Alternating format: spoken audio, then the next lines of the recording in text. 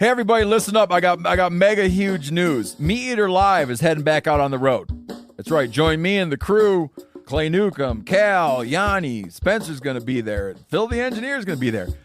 MeatEater Live headed back out. Now, when you get every ticket, okay, every ticket you buy, you get a signed copy of our new MeatEater Outdoor Cookbook. This tour is celebrating the release of the book.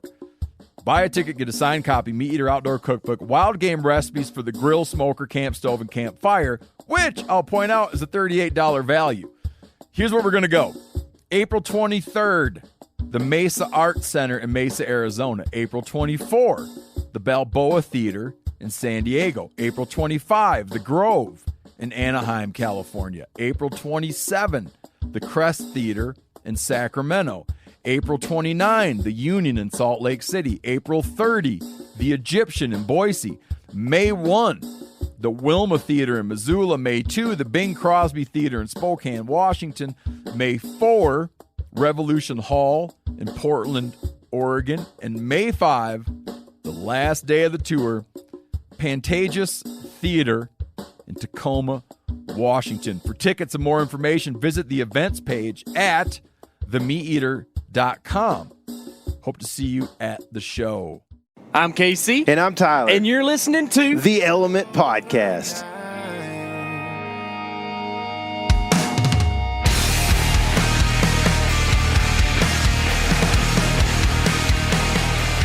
What's going on, all you people? Tyler's popping caps, but we ain't popping no bucks, if you know what I'm saying. Papa Coon ain't popping no bucks. We have been out just popping around, as they say. We've been hunting, which is cool. And, you know, the more you hunt, the more you get to hunt. So I really am trying to not kill something when we go places. I don't know if y'all figured that out this week or not, but I was real successful in my goal. That's good. I didn't know that was your goal. Yeah, I guess cat's out of the bag. We had a successful hunt, actually. We'll get into that more later. But we've been down in South Texas. I guess you'd say south where we're from. Sure. And have been hunting some axis deer. And if you remember back in February, we did a podcast that was centered around axis deer. And we talked a lot about, you know, how they came to be in Texas and all that. If you missed that, go tune in to that. I don't remember what episode number. Tyler, you're the guy who does that pretty good. I was when I edited the podcast, but now we've got some faithful. There's a zebra. Is that an eland? It's a zebra. Yeah. And donkeys. And there's some black buck behind them. About to be some zonkies. It's dadgum just exotics paradise off down here. They call them zonkies, right? Whenever they make one? Yeah. Not Deborah's. We call them Z-donks whenever I was in the business, but I think zonkies might be. It's probably because that Trace Atkins song, Z-donk-a-zonk. Z-donkey-donk. Yeah. That was popular at the time. Yeah, there's some mouflon. Man, there's stuff everywhere today. You know, I don't know if y'all know this, but if you got a goat or a goat's Ghosts. Ghost is best animal. If you got one and it's brown, then you can call it a mouflon. Yep. So that's a pretty good way of charging more money for it. That's a good business plan right there. It is, man. It is. I'm into it. So, anyways, we've been hunting axis, and we've been invigorated by axis since February. Whenever we came down and hunted them the first time. It's the opposite of invigoration. Short story of that is axis came here to be in Texas around 1950 or 40s or something like that at the YO Ranch. I thought it was earlier than that for some reason. It might have been. Well, I thought they came to Hawaii way earlier. The first axis in the United States was in Hawaii. I'll fact check for you. Well, all that stuff is in the other podcast, right? So yeah. We'll make everybody do some work. You know what I mean? Yeah. Is it devigorated? What's the opposite of invigorated? Probably. That's what I am right now. Uninterested? Oh, yeah. I don't know. Uninvigorated, maybe? I don't know if I'd invigorated? Maybe it's one of those words where you can E-N and I-N, and it sounds the same but mean different things. It's like immigrated and emigrated. Do you know the difference in those? When you immigrate, you come in. When you emigrate, you leave. That is correct. That is correct. I'm calling Gregg Latham for some reason. Don't call me Greg. I ain't going to call you. Whoa. People passing going fast on the hill. Not today. Scary. Okay, so we need to kind of get this thing rolling. We do, Sorry, guys. we're a little distracted. Yeah. Anytime we're driving, I think you are, Well, we got stuff to look at right now. Tell me. And that's kind of, we can work this thing backwards because on our drive, we're leaving right now, and on our drive, we have seen rut-raging axis bucks twice. Mm-hmm.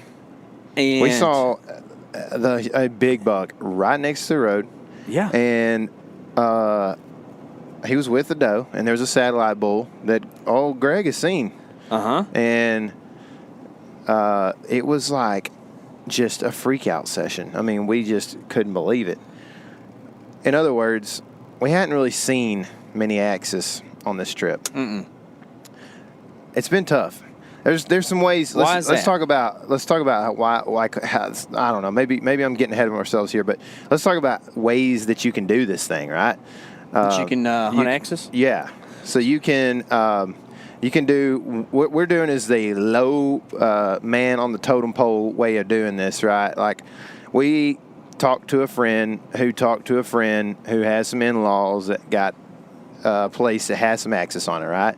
And then we end up hunting this place, and it's got axis, but it's an awesome property. Yeah, it's awesome. These people place. have put a ton of work super in. Nice. Yeah, they're real nice folks, and they're real interested in restoring the property to what native Texas hill country habitat looks like, which I appreciate. Yeah. It's cool, dude. There's like wild Texas mountain laurel. I saw that on the side of the road. I got some video of that. Good. I was morning. hoping somebody did. That's the Texas state bush. Yeah, dude. There's some of that there. And so what we're doing is hunting this property, and this time of year, last time we had, I feel like if we had the same situation as we did in February, I probably would have killed. But I don't think there was hardly any deer on the property. Gregg killed one of the ones that we saw on a trail camera or on the property in daylight. Did we even see one in daylight with our naked eye outside of Gregg's buck or doe? I have not seen an axis deer on the property in person. Now, I was close to some, and we'll get into how that came to be. But the first evening we showed up, Well, I'm kind of going through a point here. Okay. I mean, that's a one way to do it, and you can do anything in between that and I don't know. What's the smallest pen you've ever seen an axis in?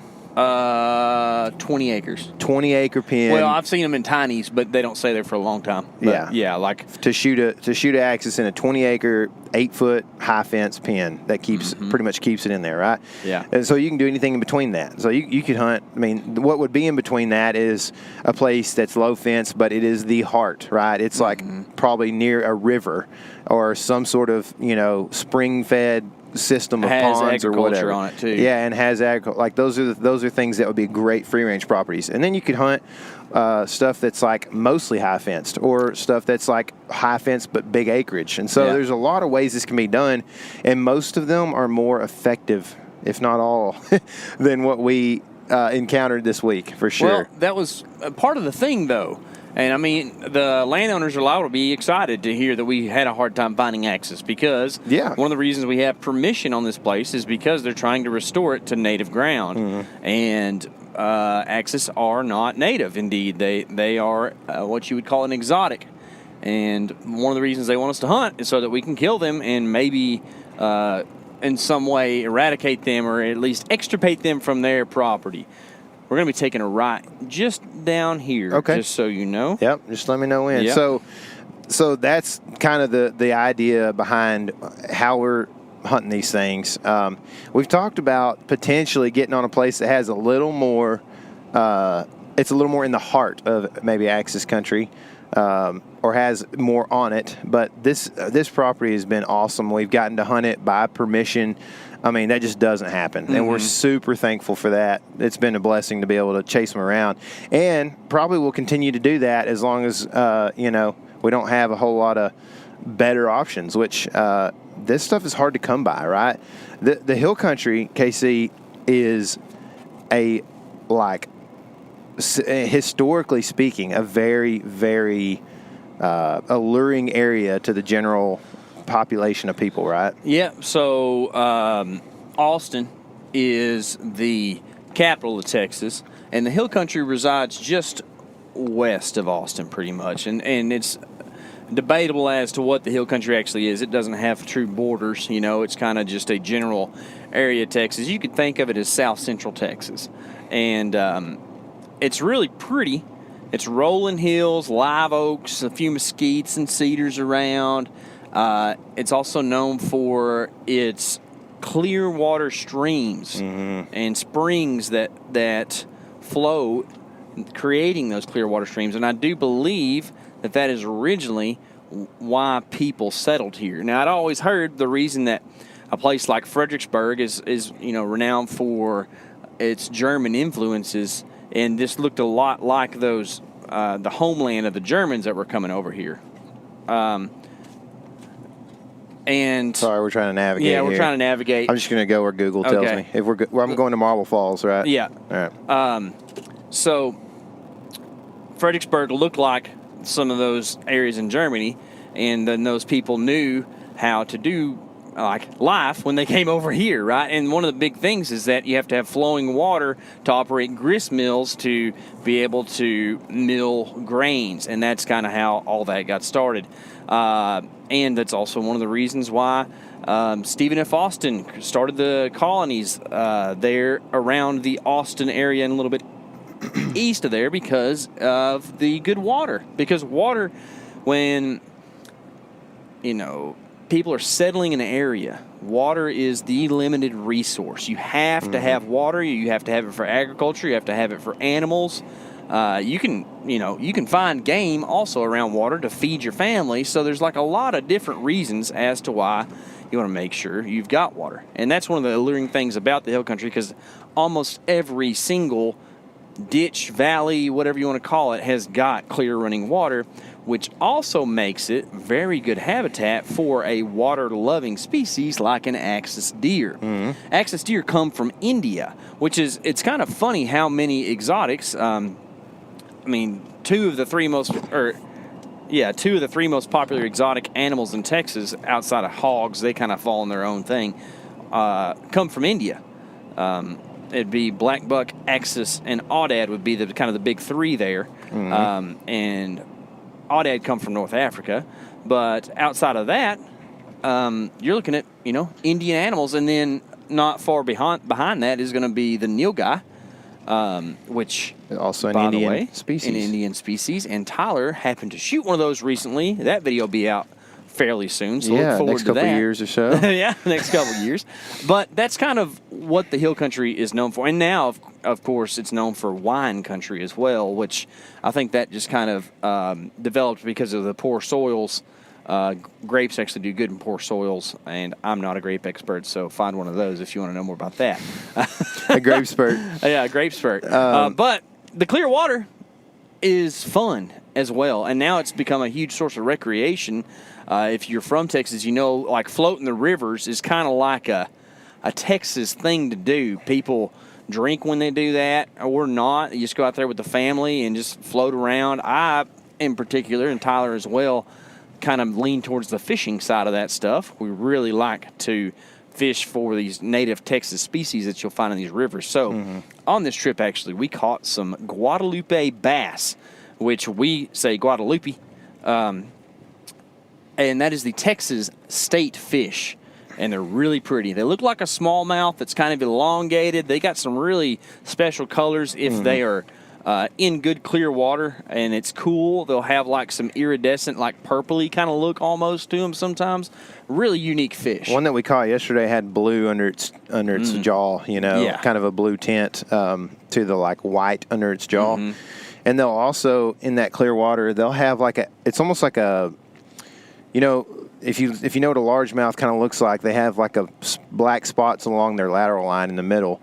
And these have almost like another bar or whatever. It's not really like a bar. It's a real broken, pattern that's on top as well that is, kind of black spotted if they come out of clear water. Yesterday, I think they've had quite a bit of rain here, and we were fishing somewhat kind of milky water a little bit for hill country. I like better for fishing. Oh, personally. I think so too. It's usually better fishing, but and we finally figured out how to make it happen and got on them pretty good. But it makes for the like a much more pale looking fish, and there's not a whole lot of coloration. But yeah, that was that's something that I love doing, and we actually have a video called "Going for Guad." Guad being the Guadalupe Bass. It was the first 4K video we ever videoed, and we did.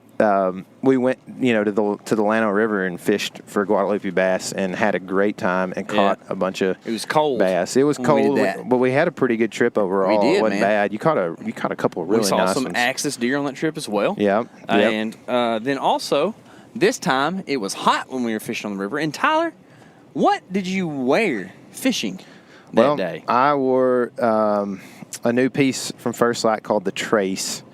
I wore that top. It is I know they may or may not want this to be the practical use for it, but I think it's a great fishing shirt, man. Well, I wore that for hunting and fishing. Actually, I didn't wear it fishing, but I wore it hunting all week.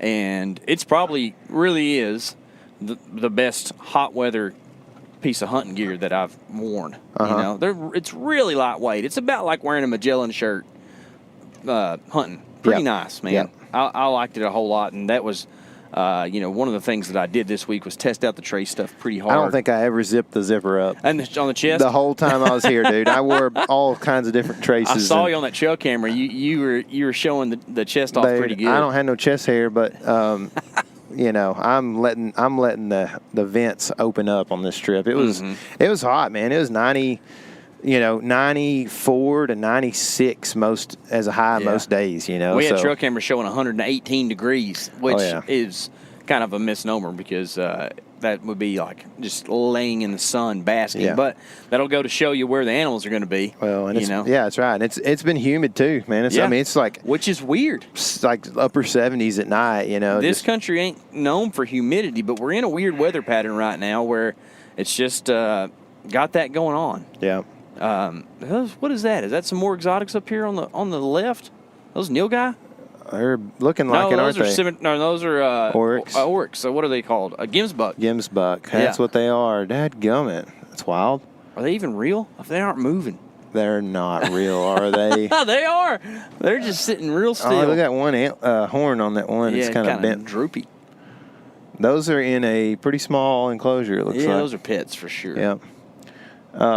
But anyway, so this country is awesome. I mean, we're looking at like tons of wildflowers. It's known for that. It's a really productive landscape, like KC said. It's fed by the Edwards Aquifer. That is it the largest aquifer in the world? I don't know about that. I feel like I've seen that before. Maybe not. Somebody fact check me on that and send us a message. But it's a huge aquifer that's like the whole central part of Texas and feeds all these streams, the San Marcos, the Guadalupe and Frio and the Nueces and all of these. I don't know that feeds all of them, but we got so many rivers in the hill country, and these are spring fed, are very consistent temperature, and it's clean water, and it's a great place to live because it's pretty quick access to Austin. So price. Land prices and lease prices in this area are just outrageous in a lot of cases. There's this thing where we'll talk about the lease stuff. Well, let's start with land, I guess, because that's more relative to everyone. Land in general is expensive because people want to get out of the cities, and they want to go somewhere that's like convenient to the cities, but still be kind of have that country feel, and that's what you get in this area. And you'll find that in most urban areas out to like the two hour radius. It's like there's going to be some expensive land that doesn't make any sense for lots are usually expensive because they a lot of times have water, you're paying for neighborhood, HOA, whatever it might be, but like a lot of this stuff out here, you're paying lot prices for 100, 200, 300 acres. You're in the millions real quick when it comes to acreage, and it just puts it out of reach for most people. Well, Austin is one of the craziest, hottest markets in the U.S. right now. Crazy fast-growing place. And it's fast-growing. It's a happening place, right? Joe Rogan has moved down to Austin. It's kind of become like a comedy hub, and one of the most prominent programs as far as like in revenue goes is in UT is there, based there. There's live music's been popular there for a long time. It's a happening city. Yeah. Got decent weather. Kind of gets hot in the summers, but like in the winters it's nice. And all of this property west of it is very much in demand, all the way out to Mexico, pretty much. But obviously, the closer, the more. More that land is valued. But like what we're looking at here from like Austin as you go west is live oaks, which are evergreen oak species. You don't see quite as many mesquites until you get a little bit more west.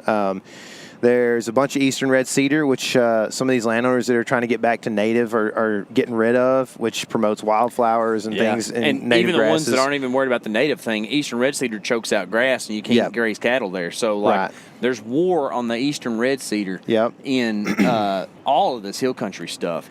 It does good in poor soils and takes over. And eastern red cedar and mesquite both not over because it's what they do, but they are heavy drinkers, right? So there is less groundwater, and the rivers flow less now than they used to because of the ample amount of cedar and mesquite in the hill country. Whereas a live oak is very conservative when it comes to water. It doesn't use near as much water and is, better for the habitat, and then produces more grass because they don't grow in such thickets. They'll have, what are the oak clumps called? Mott. There'll be motts of live oaks, but it doesn't just take over. It's a slower growing plant, so you end up with this savanna look, which is what this stuff's supposed to look like. Mm-hmm. Which in those savanna look areas, some of these more herd type species that you see that have been brought in, these exotic species, thrive in this stuff, right? Which is why the axis now free ranges all over a big part of Texas, and it's the reason we're down here hunting.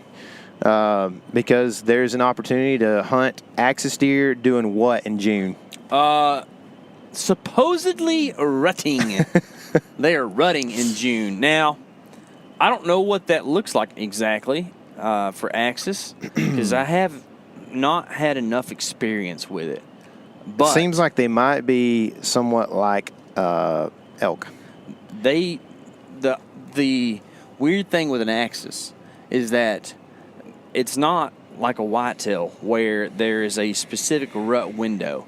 It's more of a elevated level of the rut because they rut year-round. The reason they can survive in this area is because it doesn't get too cold in the Texas Hill Country and south. If you go too far south, there's not enough water for them. They can't survive either. So this is like the spot, right? And so what that means, where they are from in India, is a tropical and subtropical climate, which is consistent, which means that they don't have like a yearly cycle for their rut. So at any point in time, you will have does that are in estrus, which means that they are breedable, and you'll have bucks that go through a yearly antler cycle where they are in rut, or musk, I believe it's called, whenever you are in Asia or Africa, and they'll go in and out of that. So at any point in time, there's rut action going on. Mm-hmm. But supposedly, because May and June are wet and hot, that's like when there's the most rut happening. Yeah. So we were running some Moultrie cameras that had velvet bucks and hardhorn bucks on them both. And that's what you see most times of the year is some ratio of that going on. When we were here in February, there's a lot of bucks that had just shed and started growing back. So we had these little bitty, just knobbed, velvet heads coming in and out. And then I also found a shed that was fresh off of what we think was a buck you saw. That was a half rack, right? I saw a half rack, and I don't know if it was his or not, but he was occupying the same area, so it makes sense. Mm-hmm. So and it's big. Yeah, it's awesome. And so that's that's what we've, that's kind of what you're dealing with. Is you always could have a buck come in at any time of year that's just shed. Mm-hmm. You know what I mean, or it's half grown. Bucks do this thing. It's called a roar, where and it's kind of like what you said earlier. You compared them to elk. They kind of do that. They have these herds or harems, and there'll be like a mature buck with a bunch of does, and there'll be like younger bucks that are kind of satellite style around them as well. And those bucks, I haven't got to observe it like in person, but you hear it, and it's a 3-note thing. It's roar, roar, roar, and that's like, I don't think they do that if they are not feeling ruddy. So like, and I heard that in February, and I heard it this trip too, and I'm not exactly sure what it's saying. I'm not sure if it's saying I'm looking for a fight, hey, I'm over here, ladies come here, or it's saying, hey, make some noise so I can come find you. Well, you called in some axis. Yes, and I don't know. I didn't get to see them. Does an elk bugle to call in ladies? I think it could work. So I kind of feel like maybe similar with the axis too. Turkeys do that. And not to go down the elk, or just like turkey's trip, but... You don't think? I don't. But whenever you hear a turkey gobble, he's telling the hen to come to him. Yeah. That's why they come in so slow whenever you're calling to them, because the hen's usually going to go to them, and you see that in person. And I think that's what was going on, because I was calling at these things. We got these little axis calls that you can blow on, and it sounds like one roaring. And I would hear one in the distance, and I'd do it. And I think Tyler did some of it too. And I did call in what was more than one axis. They went downwind of me and were chirping around in the thick cedars. It was actually off the property that I could hunt. I couldn't go pursue them. They were on a different property. But they answered me and were chirping like, it sounds like, this is how Michael described it. He said it's like a cow elk, but just one note. Mm-hmm. So they don't ever drop. A cow elk goes, axis is a like that. And they'll do it. If you hear it once and it's real loud, that means that axis saw you or smelled you. If they do it a couple times and they have a little bit different pitch to it, that's them like calling and talking to one another. And I don't know what sound is what yet, but I'd like to figure that stuff out. But yes, I did call some in using the roar call, and I think it could be done. Yeah. The problem is, whenever you go elk hunting, you are covering sometimes thousands of acres. Whereas if you're limited to the property size and it's not very big, that calling stuff's only going to work so good. You can't just stay in the same place all day and call and just try to make one come to you. I guess you could, but I don't know how effective it is. I did it and didn't kill one this trip, so that in the can rut, tell you. it could work. It could. But and what's the deal with the rut, man? What do you mean? What's the deal? Well, do you feel like it was? Oh, I don't know. The height of it? Do you feel like how many axis deer I saw on this trip? As many as I did. While I hunted? Yeah, 0. So, I mean, I can't tell you. I don't know. I mean, what we just witnessed was what looked like a buck, a doe, and a satellite buck at 11 o'clock a.m., just right next to the road. So, I mean, I would assume there's some sort of a rut going on right now, but it's kind of like hunting whitetails in East Texas where, there's definitely like that elevated rut period of like 2 weeks, but outside of that, like there's never just a full-on, well, not never. Outside of that, there's not really a full-on rut rage, but you'll get some inquisitive deer knowing that something could be going on, right? Like, and so it feels like that. Like, I don't know when the rut is exactly. I've been told like pretty much when we're here. But I kind of think, here's what I think was going on. And this is just taking my observations and trying my best, right? Because we don't know too much about this stuff yet. We're learning more. But I covered a lot of ground out here. I actually came out and put out alfalfa bales about 5 days before we went out to try to like chum up some axis and get some does around. And I believe that there is just one herd of does on this property. And if that group of does doesn't have anybody in estrus, then the rut is over on that property. And I think that's what was going on. Whenever I went out and put the alfalfa bales out, I found some rubs, and I saw more rubs this time, and they all looked to be at least 3 weeks old. And I think that at least within that herd group that we were hunting, that everybody got bred or there's no does in heat when we were there. It all happened back in May. At least that's what I saw from the sign. Gregg saw a buck at distance a few times, and that buck was kind of cruising ruddy, and he always ended up going a different direction than our property because he was probably looking for some does that were in heat, and there were just none of those on our place. I thought that this was going to be a great trip because it was a great trip. It was, but I mean, as far as like hunting works, successful hunting goes, right? Gregg, you were able to put out a few alfalfa bales for us ahead of time, and we had some. I had access like the second morning. I had a group of like 5 does, and I'm shooting whatever. If it's got red spots and it's bigger than 20 pounds, I'm probably going to be shooting it. There is a scary little animal running around out there. In case y'all were wondering, but they are very little. Don't shoot any axis less than 15 pounds because you cannot discriminate between them and whitetail. Yeah, they. I think I would think in July and August things could get real tricky. Right? Yeah, buddy. But right now those fawns are tiny. But so anyway, I was looking forward to this trip and thinking we're fixing to kill some axis, man. I mean, we're going to at least kill a doe. You had a big buck on camera the first day. Yeah, like 4 hours after I was in there. Yeah. And so I was thinking, oh, it's going on. Yeah. Well, I can't believe I left, or whatever. I know. And then you had another buck like the day before we showed up or something. And, things were promising.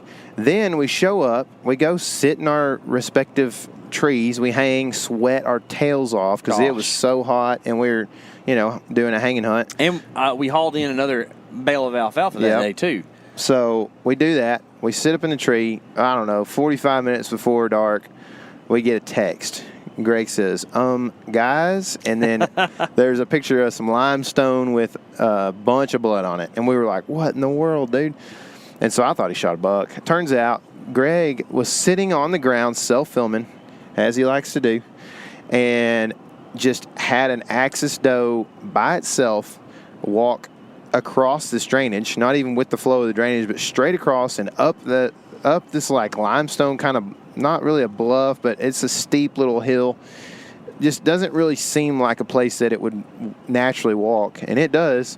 Ends up 30 yards from him, and Gregg self-films killing an axis doe. And, it was just like, we were like, man, this is going to be good, And then, if you want to make a long story short, over the next 4 days or whatever, we got about 5 or 6 hours of sleep every night, and you and I did not see another axis. No, we didn't. Or a axis, period. Not on the property. We saw them driving around. And I didn't even see that many driving around because, I didn't do a whole lot of driving. So I saw a rut rager yesterday at 10:30 near where we saw him today, just cruising, like looking for does. And it's like it was frustrating and also like gave me some hope. Like, you know what? We're going to pull it off at the end, the very last thing. And we actually, Michael hunted with me, and we had a pretty good setup. We had this feel. So the property has got a couple corn feeders on it, and I think that the landowner might keep the one that's near us running because they can see it from the house. So they like to see deer. It only goes off in the mornings. And I've always heard and seen too that axis just don't eat a lot of corn. Well, we aren't seeing any axis, and finally, after a couple days, I was like, you know what? I'm going to put a camera on that feeder and just see.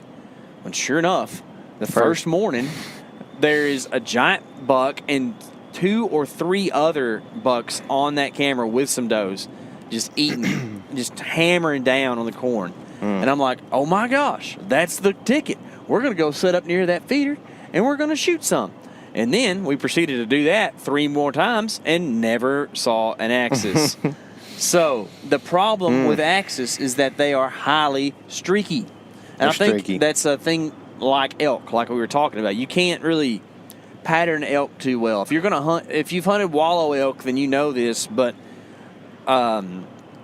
you can hunt a wallow for 5 days and not see him, and then on the 6th day he'll be there. Well, I kind of wonder if they're streaky all the time, or if the rut is also just amplifying that. It could be, because there was definitely some streakiness when we were here in February, but I had a pattern going where I was fixing to kill one and just kind of ran out of time and didn't have the right winds and stuff.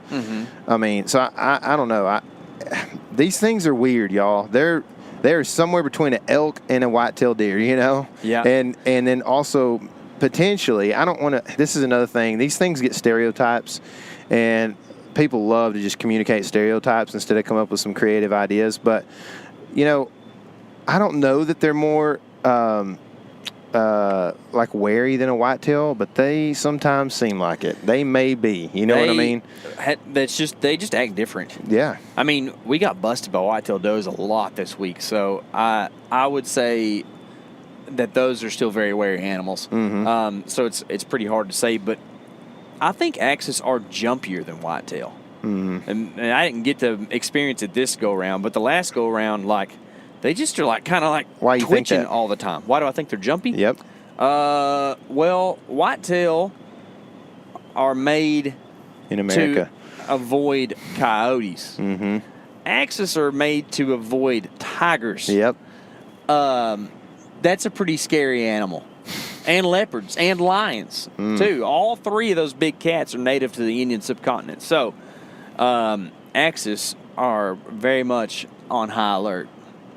Well, there's not a whole lot more to talk about on the Axis side of things, unless you got something. But I mean, we just didn't have a great trip on the Axis side, but we did get out and do the fishing thing a little bit. And this is something that you and I have both done over the years. I kind of got into fly fishing in high school a little bit, but in college, I spent a lot of time tying flies, and with the fly tying, just a cheap Bass Pro fly tying kit. Lefty Cray was the guy teaching how to tie some basic flies, and man, then I started reading some books about places you could go and do this stuff, and I'm like, man, these are places I always wanted to go and shoot elk or whatever, hunt mule deer, but except I can afford it because it costs $30 to fish there for 3 days and some gas, and I can camp anywhere, right? And you just get to go to these amazing places. So I started doing that in college and getting into it. And of course, some of the easiest places that you could go that were really cool and fly fishable, that would be the Texas Hill Country. I mean, just hop on 35 right there in Dallas where I was at and get down the road. And so that's, I would say some of my first hill country fly fishing that I can remember was actually like on the Paluxy near Stephenville. And I guess closer to Glen Rose, there's a Dinosaur Valley State Park there. I spent some time fishing there. The water's super skinny. And yeah, that's tough, man. I feel like that water gets real hot late in the summer. Oh, it does, stuff, for sure, man. It does. But I was there. I'd be there all the time because I had, Kaylee went to school in Stephenville later in her college, and so I had a reason to go there all the time, and I was going to take a fly rod with me. So kind of learned to fish clear, skinny water, which is what some of these places are. And we fished the skinnier side of the Guadalupe yesterday, man. Yeah, we did. It was pretty tough for a bit, and then I kind of figured out a little thing, and then kind of met up with you, and we kind of put our heads together to actually figure out how to catch some fish. It's really fun, and it's the thing that I get drawn into, to chunk a topwater and to try to get fish to eat a topwater. Well, and I thought we were fixing to catch some green sunfish. Yeah. The first fish I caught was a green sunfish. We did catch some. We didn't catch any big ones. Yeah. They were all small, and I think that was a condition of how much water. It's just a small part of the river. Yeah.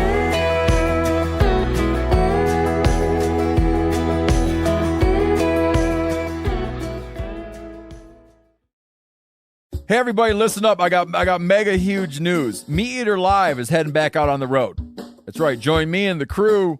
Clay Newcomb, Cal, Yanni, Spencer's going to be there. Phil the engineer's going to be there. MeatEater Live, headed back out. Now, when you get every ticket, okay, every ticket you buy, you get a signed copy of our new MeatEater Outdoor Cookbook. This tour is celebrating the release of the book. Buy a ticket, get a signed copy, MeatEater Outdoor Cookbook, wild game recipes for the grill, smoker, camp stove, and campfire, which I'll point out is a $38 value. Here's where we're going to go. April 23rd, the Mesa Arts Center in Mesa, Arizona. April 24, the Balboa Theater in San Diego. April 25, the Grove in Anaheim, California. April 27, the Crest Theater in Sacramento. April 29, the Union in Salt Lake City. April 30, the Egyptian in Boise. May 1, the Wilma Theater in Missoula. May 2, the Bing Crosby Theater in Spokane, Washington.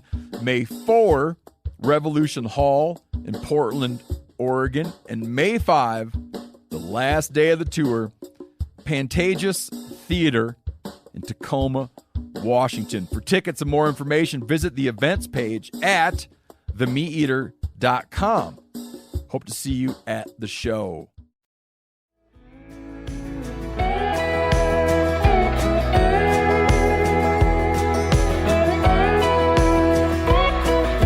So we want to catch fish on top waters, and we were successful in doing that a little bit, but it was quickly becoming apparent that we were not going to catch anything that was worth eating on a top water. When I say top water, you know, some of y'all might know them as dry flies, but a lot of times in this Texas Hill Country stuff, you're using like a cheesy-looking little fly made with some foam and some legs. It looks like a grasshopper or a spider or just something that things want to come up and eat, and you can pop them, and they'll make that chugga sound that sometimes makes bass come up, but I wasn't getting much of that. Did you ever have a bass try to eat that thing? Not that I know of. I feel like that if a bass would have tried to eat it, he would have ate it. Yes. Because they got a big old mouth. That's a problem is there's like this little bit of a red herring, as they would say, when it comes to fishing. One of those things, you'll have panfish come up and splash it, and you're like, I'm getting hits, but I can't catch them. Well, it's because their mouth is tiny, and they can't get a hold of that thing. So I swapped to some sort of beadhead hare's ear, I think, or something like that, and caught a little sunfish, and he was tiny and just couldn't eat it. So at that point in time, I was like, you know what? I need to tie on a big fly, try to catch a big fish, something that we can actually eat, because that was our goal. We wanted to kind of do the old surf and turf with Gregg's Axis and a couple of, fish from the Texas stream, and it'd be kind of a fun little thing to do, except I didn't want to have to eat them like sardines, just whole. I wanted to be able to maybe fillet something or scale it and have something substantial to eat. So I tied on a conehead leech, which is pretty much a woolly booger, but it's made with a zonker strip, which is rabbit Not fur. to be confused with a zonky. Not a zonky, a zonker. And it's got a gold rib on it, and I believe what it ends up looking like is a hellgrammite. If you flip over the limestone rocks in these streams, there'll be hellgrammites, which are the larvae stage of a Dobson fly, which is a big, scary-looking insect, but they aren't mean, but they have big mouth parts. You see them sometimes around the lights outside at night, but Dobson flies are a creature that lays its eggs in the water, and then a hellgrammite is a big, long, worm-looking thing that's oftentimes black or like a dark gray, cream-colored thing, and I could take that leech pattern and cast it and strip it fast and get hits from Guadalupe bass, or I could hang it in the current, and I don't know if it actually even looks natural, but they can't take it. They just gotta hit it. And then also you can dead drift it. I caught one on a dead drift as well. I think that's when it looks like a hellgrammite. But we've talked about this, you and I have, kind of maybe even off air, because there's some strategy to bass fishing and like the way that people go about it. It's always been said on Lake Fork, where we grew up, that black and blue is the way to go, and you can't really beat black and blue.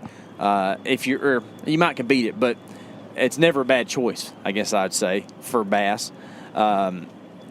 And so, but I think it's a little bit. Bass are strictly instinctive. They have a tiny little brain, right? So they're not saying, all I'm eating today is worms with blue tails. Like it's just not a thing that they think. So there's just some indicator to whatever the bait that you're throwing has on it that they say, that is prey and I'm going to eat it. And so I think that because that fly is black and they eat those hellgrammites, even though they've never seen a black leech or fish don't, or hellgrammites don't like hang in the current and they always dead drift, I think that those bass are just being like, that looks like something I've eaten and I'm going to eat it.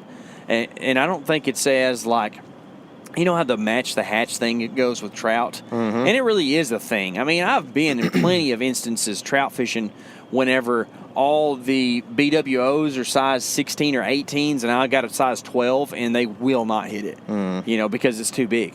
I don't think bass are really that way. Now, you can always do something to maybe make it a little bit better. Maybe they aren't hitting 8-inch worms. You need a 6-inch worm or something like that.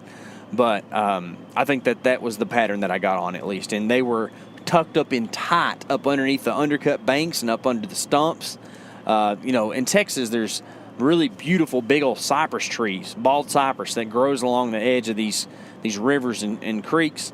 And that's where those bass were. They were tucked up real tight to those cypress stumps. And then once you figure that pattern out, you and I are able to hammer out a couple of these things. Yeah, it was fun. I think that I kind of wonder about, what you're saying there. I think that I think the way that a bass might be particular about the bait or profile would be when it is actively feeding.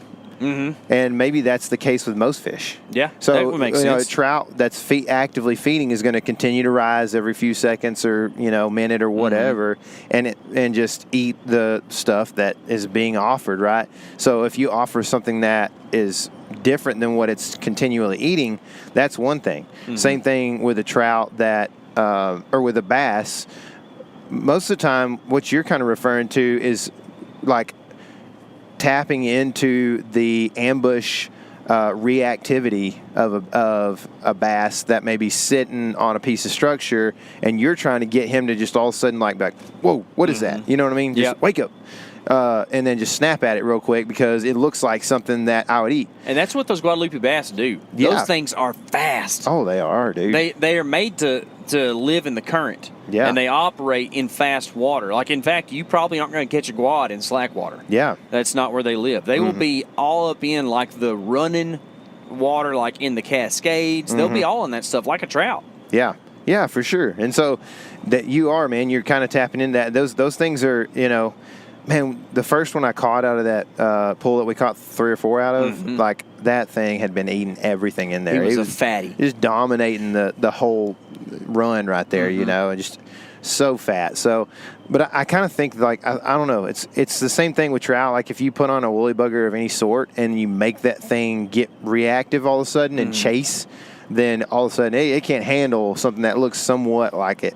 But that same fish, if it was sitting in, an eddy just sipping, things that look like a 16 PA or whatever, then it's probably going to be a little bit selective in that manner. So I kind of wonder if fish aren't that way a lot of the time, So maybe that's something that people can think about when they go fishing. But I know that like for us, you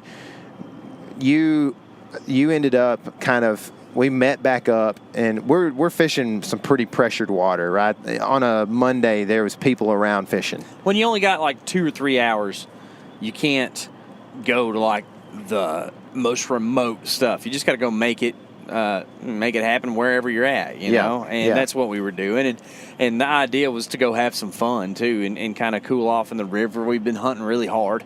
So yeah, we were fishing the stuff that everybody fishes. Yeah, and so it was you had to put good casts in there. I broke a bunch of flies off because I was using a super light tippet because last time I had that rod out, it was catching big fish in a very high pressured creek for trout, and so had to use a tiny little 2.5 pound test, or whatever. So anyway, you kind of give me this whole like, man, I caught a guad back there on this leech pattern or whatever, or this black zonker, and maybe we should try throwing some bigger baits. And I was like, what do you think about this? This thing's heavy, sinks quick, but and it's kind of big. Is it too big? And you're like, no, man. And so I put that thing on, and we went downriver. And as soon as we got to a run, it was like, I literally was right next to.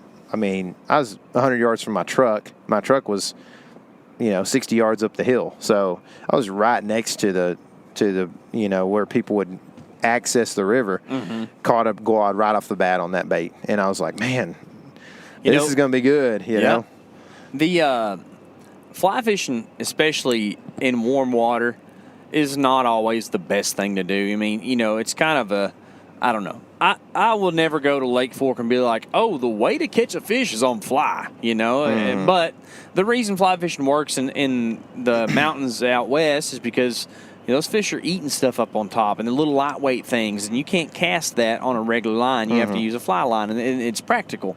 Well, in the Texas rivers, especially these Clearwater streams out here, it kind of gets into that a little bit. Now, you could maybe figure out a way to cast this stuff on some ultra lightweight tackle or whatever, but flies act different than other lures out there. Like Gregg was using a worm, and he used a jerk bait that you had, a little tiny jerk bait, and he caught a couple fish on that too. But with that really heavy streamer fly that you were using, you were hitting a different water column that I don't know if anybody that is pressuring that thing is doing that. If you have to fish pressured water, doing something different than what everybody else does is oftentimes a really good tactic because those fish just don't see that very often. Yeah. There's you go to Lake Fork, where we're from, and throw a spinnerbait, you're gonna catch a few fish, but those fish see a bazillion spinnerbaits. I mean, I don't know if they do anymore. Dude, when we were growing up, they did.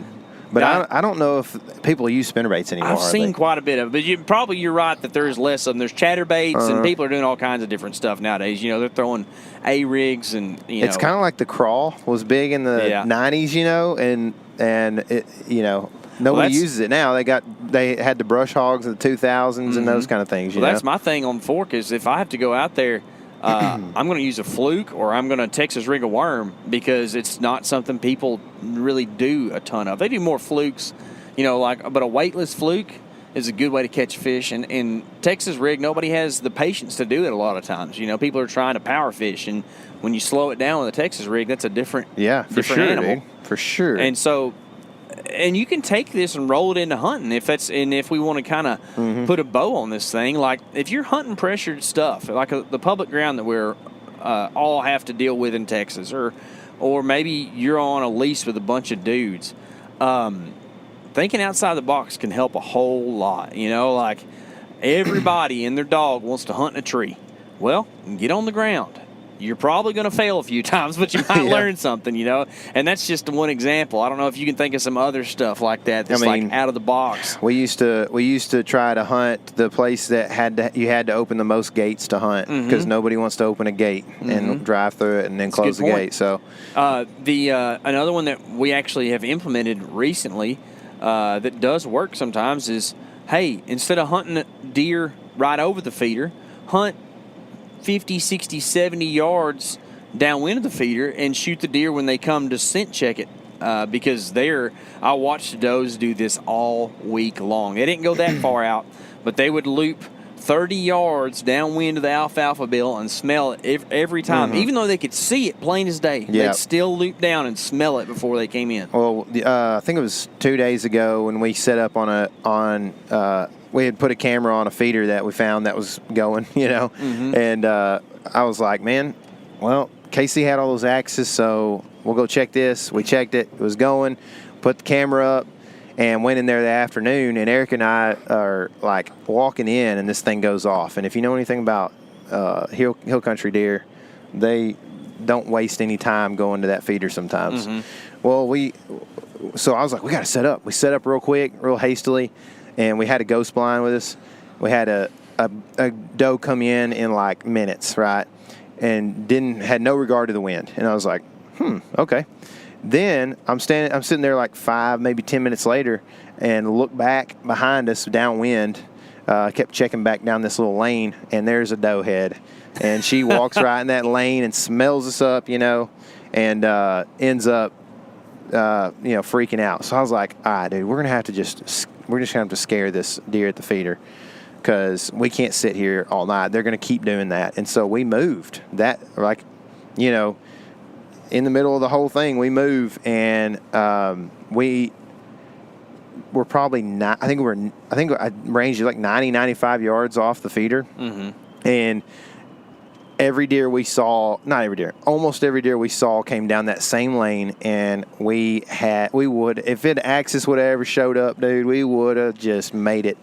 It would have been awesome, dude. It'd have been 15 to 35 and all just moving broadside to us. That's pretty good shots. Just off wind, dude. It was a good setup. We just didn't have any access. Yeah. So it didn't work. We had good access. We had access. Just not a lot of access. Or as you call them, askus. Askus. Well, guys, there's a lot of fun to be had, even though it's summertime. I know that was a lot of stuff to just kind of randomly talk about, but we just talk about our experiences, and hopefully you can learn some stuff about what we do, and we can all become better hunters together. So remember to get out with your family, have some fun this summer, and remember, this is your element. Live in it. Maybe you were born for a time such as this.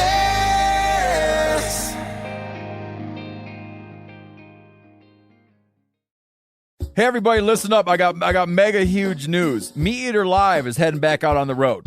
That's right. Join me and the crew. Clay Newcomb, Cal, Yanni, Spencer's going to be there. Phil the engineer's going to be there. MeatEater Live headed back out. Now, when you get every ticket, okay? Every ticket you buy, you get a signed copy of our new MeatEater Outdoor Cookbook. This tour is celebrating the release of the book. Buy a ticket, get a signed copy, MeatEater Outdoor Cookbook, wild game recipes for the grill, smoker, camp stove, and campfire, which I'll point out is a $38 value. Here's where we're going to go. April 23rd, the Mesa Arts Center in Mesa, Arizona. April 24, the Balboa Theater in San Diego. April 25, the Grove in Anaheim, California. April 27, the Crest Theater in Sacramento. April 29, the Union in Salt Lake City. April 30, the Egyptian in Boise. May 1, the Wilma Theater in Missoula. May 2, the Bing Crosby Theater in Spokane, Washington. May 4, Revolution Hall in Portland, Oregon. And May 5, the last day of the tour, Pantages Theater in Tacoma, Washington. For tickets and more information, visit the events page at themeateater.com. Hope to see you at the show.